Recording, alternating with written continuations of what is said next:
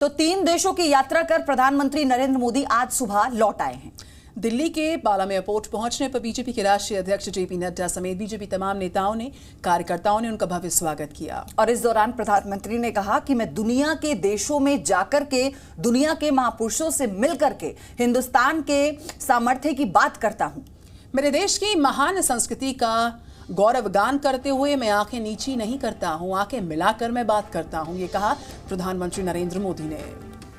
तो पीएम मोदी का आज जोरदार स्वागत हुआ और जब वो पहुंचे तो ये बातें उन्होंने कही।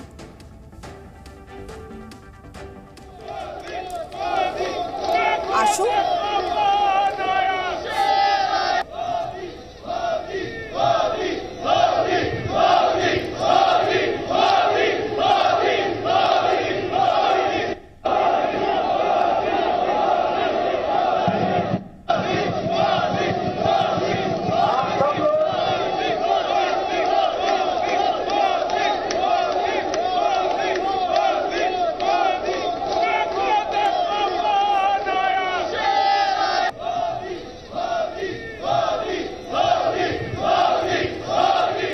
प्रधानमंत्री नरेंद्र मोदी 3 देश की यात्रा से वापस लौट आए हैं। पीएम मोदी जब दिल्ली एयरपोर्ट आए तो उनका भव्य स्वागत हुआ, जबरदस्त स्वागत हुआ। हम आपको इस वक्त 3 बड़ी तस्वीरें उनके स्वागत की दिखाते हुए। तो आप देखिए, विदेश दौरे से लौटे प्रधानमंत्री मोदी 3 देशों की यात्रा से वो लौटे थे और एयरपोर्ट पर किस तरह से भव्य स्वागत उनका किया गया। जेपी नड्डा उनके स्वागत के लिए वहां पर मौजूद थे, आप तस्वीरों में देखेंगे।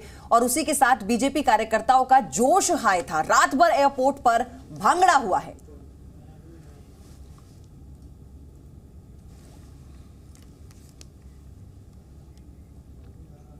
दिल्ली एयरपोर्ट पर पीएम मोदी ने कहा कि जब मैं विदेश में जाकर कुछ बोलता हूं तो दुनिया यकीन करती है।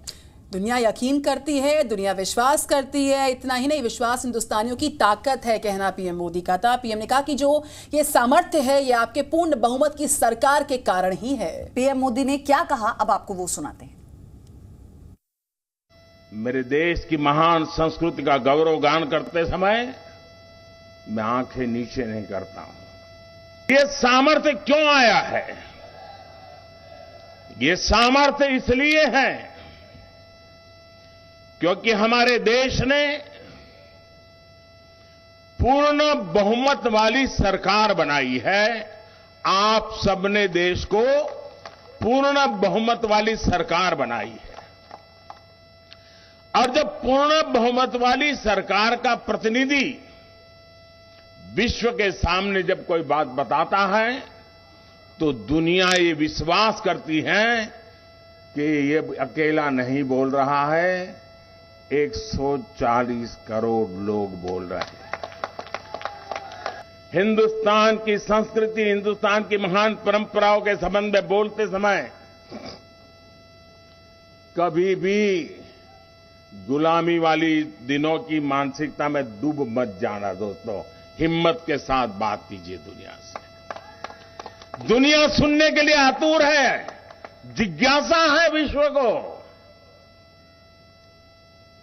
जब मैं ये कहता हूं कि हमारे तीर्थ क्षेत्र पर हमला स्वीकार्य नहीं है तो दुनिया भी मेरे साथ देती है दोस्तों।